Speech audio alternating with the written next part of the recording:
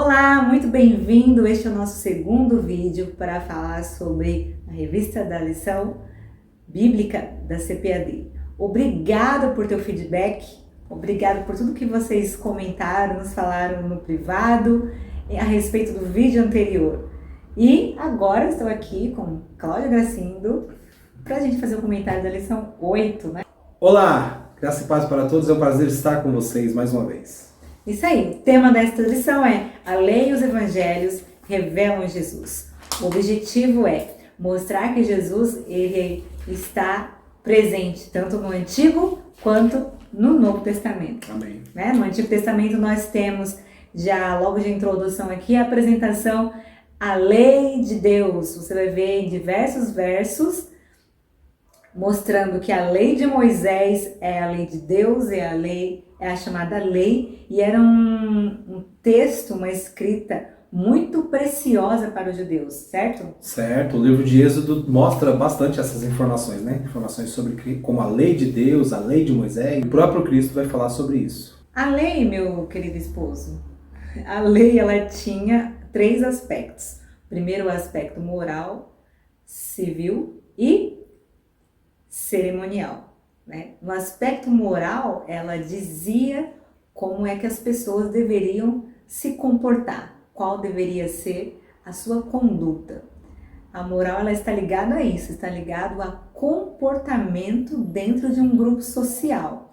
Então, toda vez que nós falamos de moral e comparamos com ética, vamos trazer a lembrança de que ética é valor. Ética é aquilo que você tem como precioso, como algo que é considerado por você, avaliado, apreciado. Por exemplo, a ideia do amor. O amor é uma coisa boa, você considera o amor como positivo, a justiça, o respeito. Então, isso são valores, isso está relacionado à ética. A ética, ela é global, ela é geral, ela não está restrita a um grupo específico. Porém, a moral, ela é grupal. A moral está relacionada a um comportamento de um determinado grupo social em um determinado contexto. Por isso, os valores morais judaicos não eram os mesmos valores morais dos egípcios e de outros povos. Então, Deus, ao estabelecer a lei mosaica, agora o povo, saindo do Egito, ele precisava ter uma identidade, precisava ter uma característica. Uma das coisas que Deus estabelece é a sua lei moral para o povo, ou seja, vocês devem agora se comportar desta e desta maneira. Então, um outro valor moral é a questão da adoração, do culto, que aí vai entrar no aspecto cerimonial, né? Perfeito, perfeito. Quando fala que o nosso texto áureo que nós temos aí na nossa lição, ouve Israel, o Senhor nosso Deus é o único Deus, lá em Deuteronômio capítulo 6 e versículo 4.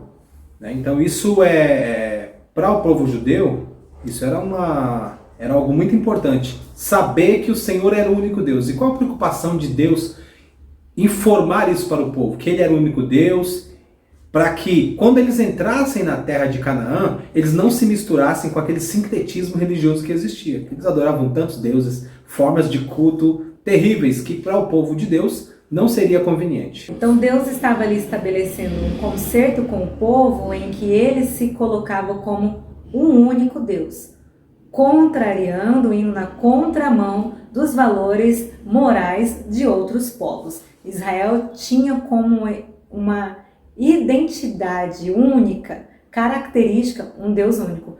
Para os outros povos isso era até insano. Como assim vocês só têm um Deus, né? E ainda mais um Deus que você não pode ver. Você já viu? Você o tocou? Você sabe o tamanho dele? Qual é a voz? Não sei.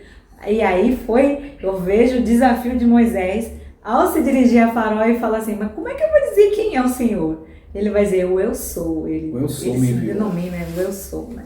Lindo, interessante e bem desafiador. Imagino Moisés tentando explicar isso para um povo, para uma multidão, que eles deveriam abandonar todos aqueles costumes antigos egípcios, abandonar os deuses, abandonar os Baalins e agora somente ao Senhor adorar. Amém. Deve ter levado um tempo para o povo ter essa consciência, né? Essa mudança de paradigma. Bem, como a professora Keila bem frisou sobre um dos aspectos da lei, que era o aspecto moral. Mas também existiam outros aspectos, né? Como o aspecto cerimonial, o aspecto civil. Então isso tem algumas informações que a gente precisa compreender acerca dessas leis. A lei cerimonial era uma lei litúrgica, a lei do culto, né? Como eles deveriam prestar um culto a Deus. Então vocês lembram do tabernáculo, né? O tabernáculo foi construído, todo aquele formato, como deveria ser feita aquela adoração a Deus, quando tinha que fazer os sacrifícios, quais os animais que tinham que trazer. Então, tudo isso era a questão dessa lei cerimonial. E o outro aspecto é a lei civil. A lei civil, que ele vai mostrar a parte jurídica, a parte como o povo deveria se portar em sociedade. Então, esses aspectos que a lei trazia, né, professora Keila? Exato, exatamente. Além de mais, o texto da revista Frisa destaca que a lei é santa. Não era só um termo jurídico, não era só uma constituição de um povo, mas era um texto santo, porque foi Deus quem o escreveu. Este mandamento vocês devem seguir. Assim diz aqui o texto de Romanos, capítulo 7, versículo 12, destaca que a lei era espiritual, ela tinha um caráter santo, divino, por isso ela é especial e ela consta em nossa Bíblia aí, no chamado Pentateuco, a coleção dos 5 livros. Penta, então, significa 5, exatamente. Isso aí, e aí esse Teukos era na verdade um estojo, né, de guardar aquele rolo de escrita de 9 metros, né? Mas aí é denominado Pentateucos, denominado como 5 rolos ou 5 livros.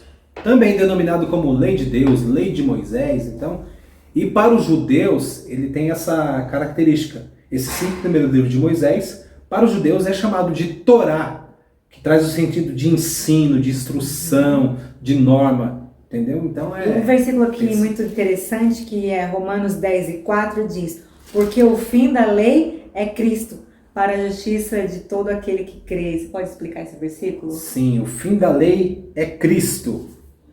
Bem, Cristo tornou realidade todo esse propósito da lei, porque a lei ela tinha o propósito de mostrar o erro, mostrar o pecado, mas ela não tinha força para poder perdoar o pecador, não tinha força para poder remir a pessoa. Então eram feitos aqueles sacrifícios que encobria qualquer tipo de ação que as pessoas tinham, qualquer tipo de pecado que as pessoas cometiam. Mas em Cristo foi colocado um final nessa lei, né? Foi dado um... Isso, eu estou fazendo assim, o final, estou confirmando. Sim. Então, em Cristo foi colocado um ponto final nessa antiga aliança. Né? Porque agora ele vem com o sangue com o sangue da nova aliança. Ele fez uma aliança no seu próprio sangue. Então Hebreus confirma dizendo que esta lei ela era transitória. Tem até um livro que eu gostaria de recomendar aqui para os que gostam de estudar mais a fundo esse tema.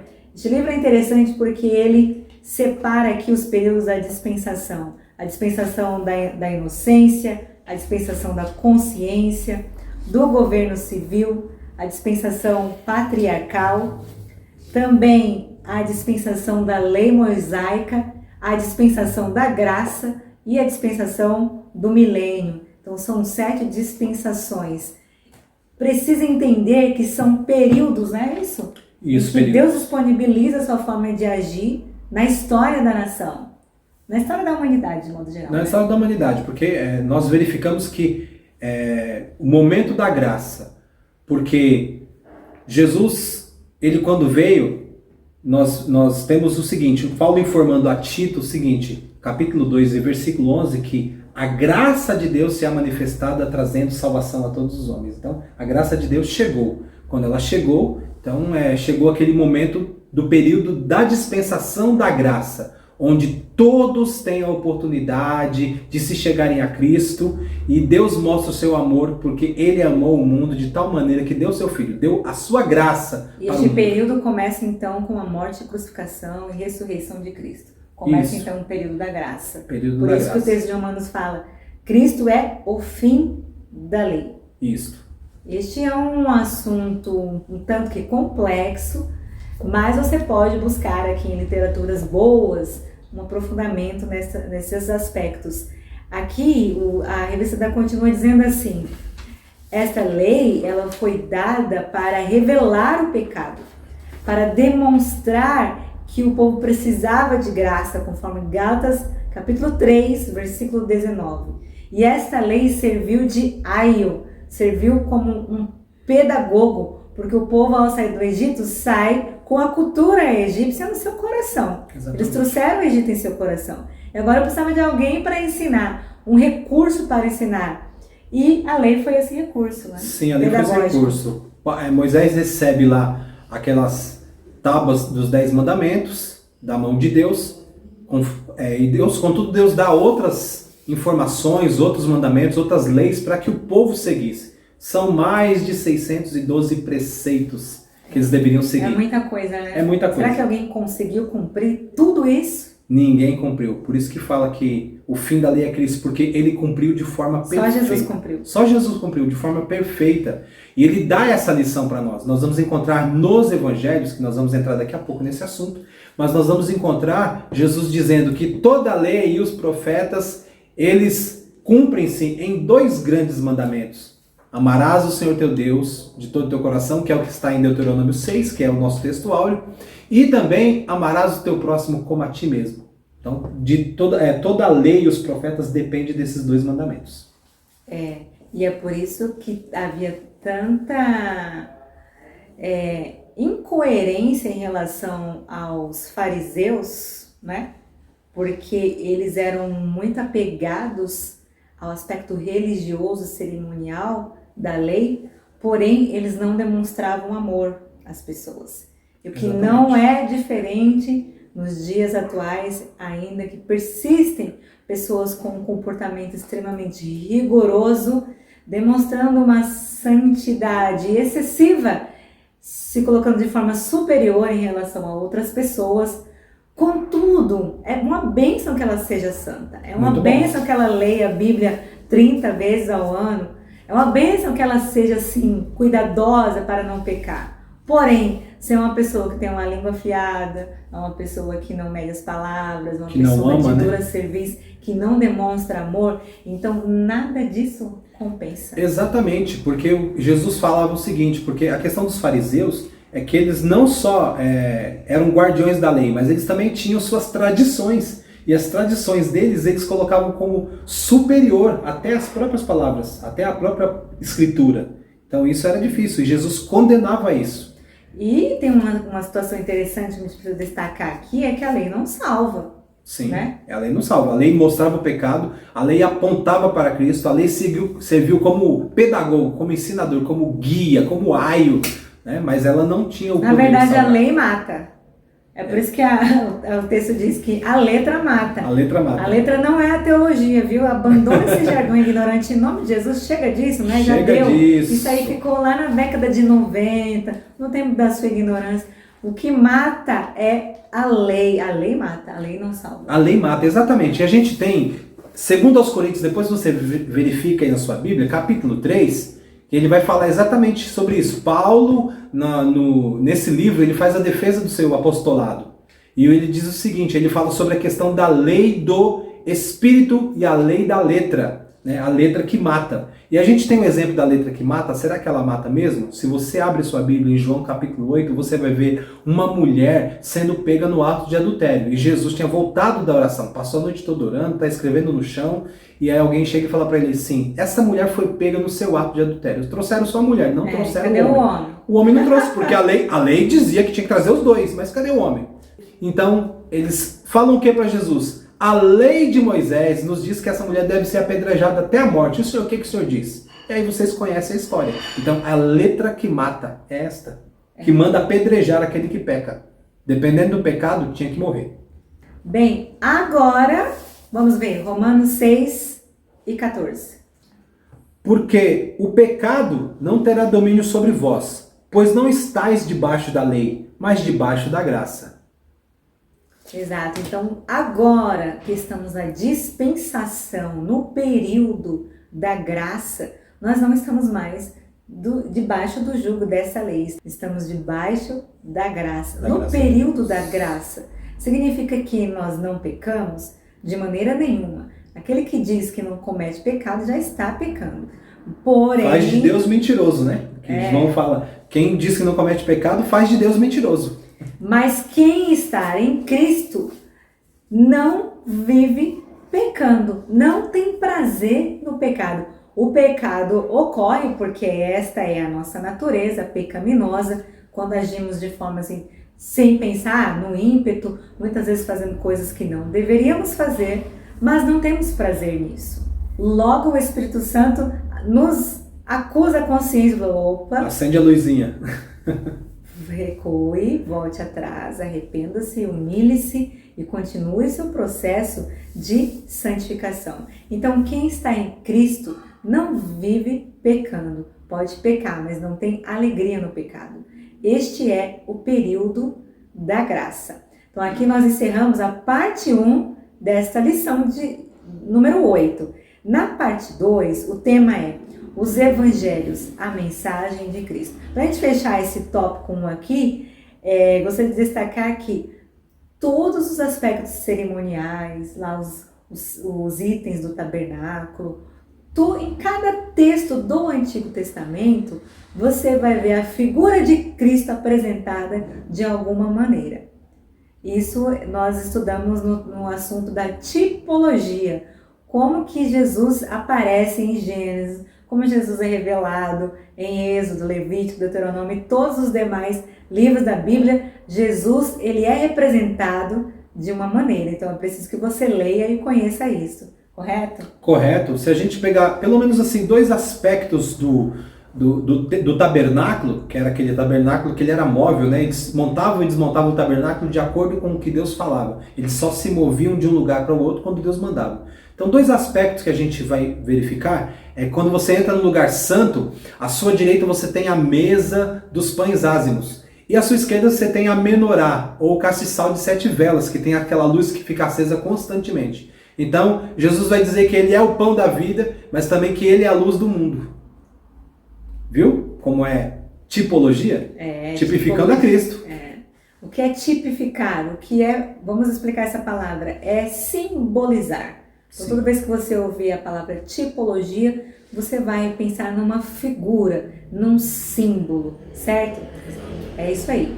Vamos agora para a parte 2, os evangelhos, a mensagem de Cristo. Nessa parte 2 da lição, o autor, ele nos traz aqui logo de início o conceito dos evangelhos. A palavra evangelho, ela é diferente dos evangelhos. Então, os evangelhos são os 4 livros do Novo Testamento, os 4 primeiros. Isso. Mateus, Marcos, Lucas e João. Estes são os evangelhos. O que eles pregavam? O evangelho. E o que é o evangelho? São as boas novas. Exatamente. Algo novo, já que a gente está falando de graça, tem novidade chegando. É novidade. Evangelho é uma palavra. Esse evangelho é uma palavra grega, né, para boas novas. Evangelion. Então, evangelion. Isso evangelion. aí. Então, aqui a gente vai ver aqui uma pequena diferença entre esses primeiros, que são chamados os evangelhos sinóticos. E aí é aquela pergunta que nunca morre. Por que Marcos, Mateus e Lucas escreveram as mesmas coisas? Qual é a utilidade de você ter 3 evangelhos? Não poderia ser um só. Sinóticos significa semelhantes. Eles escreveram a respeito do ministério de Jesus na Galileia. Mas por que 3 e não um só? Irmão Cláudio. Exatamente, porque assim, quando fala sinóticos é porque quando eles têm uma visão panorâmica, uma visão parecida, né? Muito semelhante. Mas por que 3? Eles escreveram para públicos diferentes, públicos distintos. Né? Mateus vai escrever o seu evangelho voltado para os judeus. Ele precisava mostrar que Jesus, ele era o Messias, que ele era Deus, que ele era o leão da tribo de Judá. Então ele precisava mostrar isso para o judeu. Por isso que tem muitas características de genealogia, né? Sim, a genealogia em Mateus. Porque era nisso que os judeus se apegavam. Exatamente. O judeu é tudo em genealogia. Quando você lê o livro de Gênesis, você vai ver lá um monte de genealogia. E em outros livros do Antigo Testamento você vai ver isso. E a gente tem o livro de Marcos, que é o segundo evangelho. Jesus já é apresentado como um servo. Por que Marcos coloca Jesus como um servo? Porque ele estava escrevendo aos romanos, ele precisava mostrar, não, esse homem aqui é um servo, mas é um servo perfeito. Então, uma pessoa mansa, é uma pessoa do bem, ela não vem Interessante trazer colocar problema. isso porque os romanos, eles eram conhecidos por sua agressividade, Sim. por sua braveza, por seu exército, pela forma cruel com que eles matavam e tudo eles definiam com muita violência, determinavam uma adoração, uma veneração a Roma e ao mínimo deslize já era enforcado, pendurado numa cruz. Essa era a característica romana. Muita violência, muita rigidez. E Jesus vem ensinar o quê? Marcos vem destacar Jesus como manso. Assim, como é que... Aí eu vejo assim, os discípulos pensando, mas que reino é esse? Mas cadê nossas espadas? Que Messias é esse? Como que nós vamos estabelecer esse reino se a gente não vai usar a espada? Como que a gente vai matar os romanos, acabar com o governo romano, se nós não vamos guerrear de fato? Cadê o exército desse Messias? É verdade. Então, e o livro de Lucas vai trazer, vai escrever direto para os gentios, né, os gregos, porque mostra Jesus como homem, como perfeito homem, né? Então, Lucas vai mostrar esse aspecto. Então, você verifica que cada um escreve destacando um aspecto de Jesus. Né? E os gregos, por que a humanidade de Cristo? Porque os gregos eram um povo culturalmente conhecido por sua capacidade intelectual Sim. de conceber raciocínios, ideias, concepções, mentalizar, pensar. Os gregos, eles tinham uma habilidade cultural muito acirrada, muito destacada, muito conhecida. E Lucas, então, destaca Jesus como homem, mostrando ele como um ser humano assim, acima da média, já que a cultura grega tanto exaltava a razão, o saber, a lógica, o raciocínio. Jesus era o modelo perfeito de homem. Perfeito. Legal, né? Muito interessante a gente buscar esses contextos. Exatamente. Que aí já morre essa dúvida, né? Para que 3 evangelhos? Acabou a dúvida. Né? Agora Cada a dúvida... um numa ótica. Cada um numa ótica, Jesus certo? e suas múltiplas facetas. E João, que escreveu do ministério de Cristo na região da Judéia. Exatamente. Vai mostrar Jesus como Deus. Ele vai começar já vai começar com essa entrada fantástica. No princípio era o Verbo, e o Verbo estava com Deus, e o Verbo era Deus. Aí no versículo 14 ele vai dizer, e o Verbo se fez carne, e habitou entre nós, tabernaculou entre nós. Então, uma coisa linda, né? E o verbo aí é logos, né? Logos, o logos, exatamente. Logos, a palavra grega. Isso Em arque, enrologos. Esse logos, existe aí um conceito profundo neste logo de eternidade. E aí quando ele fala assim, o verbo se fez carne. Quem se fez carne? Jesus encarnou. Exatamente. Então mostrando aí a eternidade de Cristo. Veja que era realmente necessário que houvesse 4 evangelhos. E esses 4 evangelhos vêm trazer a boa nova do reino. Jesus veio para implementar um reino cujo fundamento é o amor. Olha como as coisas estão ligadas. Lá na lei mosaica não tinha como premissa maior o amor a Deus e ao próximo? E qual que era a base do reino de Jesus? O amor. O amor. Não é isso? Exatamente. Então não foi um reino estabelecido por meio de guerras, de lutas, de matança, não. Ali em Jesus cessariam-se as guerras humanas. Né? O Paulo vai dizer assim, você não tem que lutar contra a carne, contra o sangue. Não são essas as nossas pelejas, não é uma peleja física. Exatamente. Mas ela é espiritual. Para que todos os dias a gente continue guerreando contra a nossa fraqueza, contra a nossa natureza pecaminosa e contra o inimigo das nossas almas. Esta é a verdadeira luta do cristão, que fica muito evidente com as cartas paulinas e todo o Novo Testamento. É isso mesmo. E na aula passada nós vimos sobre isso, né? Que as nossas armas não são carnais, mas são poderosas em Deus, são espirituais, né? Para lutar contra potestades, principados, hostes espirituais da maldade e o príncipe deste século. Isso. Bom, então, para a gente fechar essa parte 2, destacamos que a mensagem desse evangelho, a mensagem central dessas boas novas, era uma mensagem de salvação. Você quer ser participante deste novo reino que eu vim implantar? Disse Jesus. Então você precisa ter uma atitude de arrependimento dos seus pecados. Você precisa reconhecer-me como Salvador da sua vida e, por último, viver uma vida de experimentar um novo nascimento. Esses 3 aspectos, então, já estão ligados à questão da salvação, à soteriologia. Sem arrependimento de pecados não há salvação. Sem reconhecer a Cristo como Salvador, não há salvação, porque não existe outro caminho de se chegar ao céu que não seja por meio de Cristo. E a experiência do novo nascimento é deixar que o Espírito Santo habite em você, conduza, domine as tuas atitudes, os teus pensamentos, para que você agora faça parte desta igreja mística, desse corpo místico que é a igreja em que Cristo é a cabeça. Então nós já vivemos e já experimentamos esse reino. Muito bom. E a gente, quando a gente, baseado no que diz o texto bíblico, a gente tem Jesus conversando lá com Nicodemos, no capítulo 3 de João, quando ele fala, é necessário nascer de novo. Aquele que não nascer d'água e do Espírito não pode herdar o reino de Deus.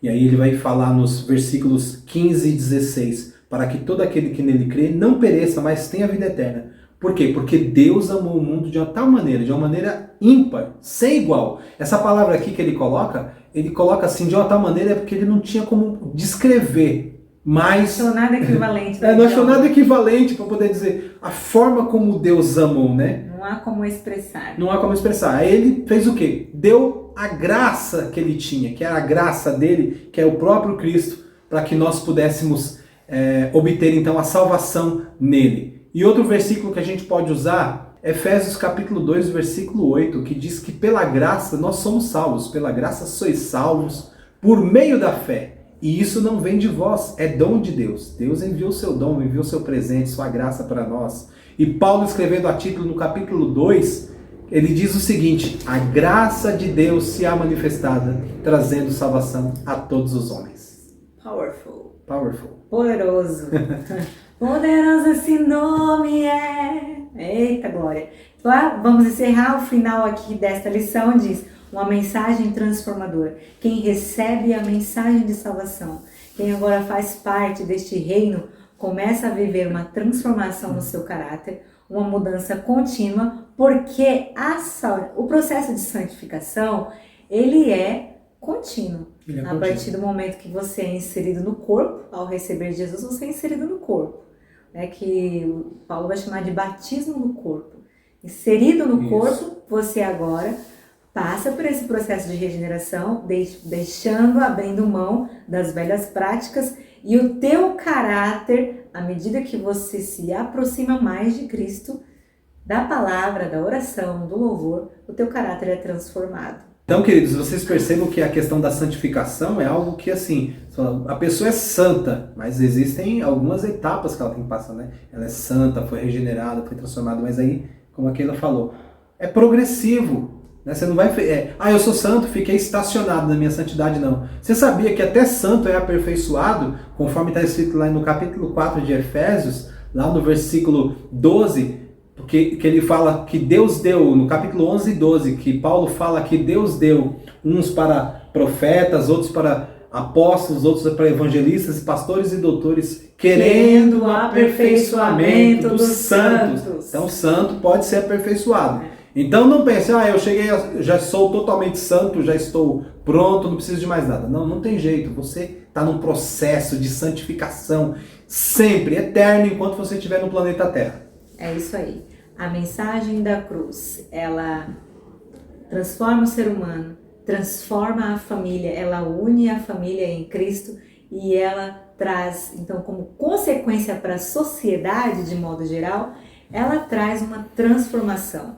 Então já existem estatísticas em inúmeros lugares, inúmeras pesquisas que apontam para a contribuição das igrejas evangélicas para a melhoria e a diminuição da criminalidade. Não só o aspecto cultural, então não são só ONGs, não são só equipes que trabalham essa área do social, de inserir cursos, cultura, lazer para as crianças, mas existem pesquisas que já apontam de como que as igrejas evangélicas implementadas ali dentro dos bairros promovem a diminuição da criminalidade. Isso a gente viu na história lá da escola bíblica, lá na Inglaterra, como que aquela região, leia um pouco sobre a história da Inglaterra, a história da escola dominical na Inglaterra, como que o pregador Robert conseguiu acabar com a criminalidade de uns bairros ali na Inglaterra só ensinando a Bíblia. Então o papel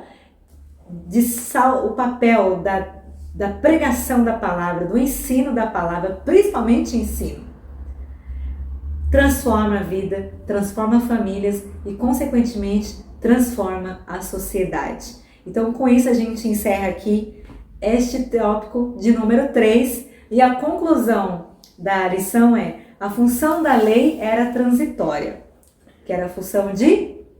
Era uma função de sombra, era uma função só de apontar o pecado. Isso, então ela revela o pecado, mas também aponta algo futuro, ela aponta para algo que viria. Essa lei não foi rápida, né? Foram quantos anos? Então, a partir do momento em que ela Moisés foi escreveu, promulgada, até que ela fosse, então, encerrada mais em de Cristo. 1450 anos. Então não foi rápido. Ela foi lá, ele recebe lá no Sinai, antes de entrar na Terra Prometida. Você é privilegiado por fazer parte da dispensação da graça. Verdade. Você é. Já pensou?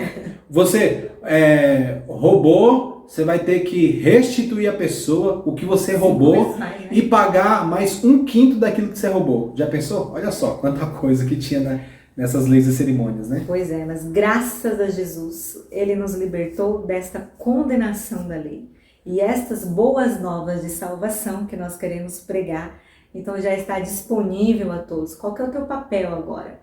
Anunciar. Não deixe de falar de Jesus usando os recursos que você tiver. Não deixe de falar de Jesus. É verdade, Keila. Porque assim, às vezes a gente pensa assim, só ler uma palavra, ou dizer algumas palavras.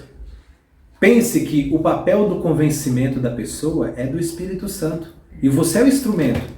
E essa palavra, lembra que nós estudamos na aula passada? É de um Deus vivo, ela é viva, é de um Deus vivo. Então, ela traz transformação. Até mesmo onde você pensa que não vai acontecer nada, acontece. Porque a palavra é viva, é a palavra de um Deus vivo. Amém. Deus te abençoe, compartilhe esse vídeo se você gostou, curte aí. Inscreva-se no nosso canal, falta pouco para chegar nos 1000 inscritos. E eu te agradeço pelo teu comentário, pelo teu carinho. E que Deus te abençoe. Até o próximo vídeo. Tchauzinho. Até. Um abraço.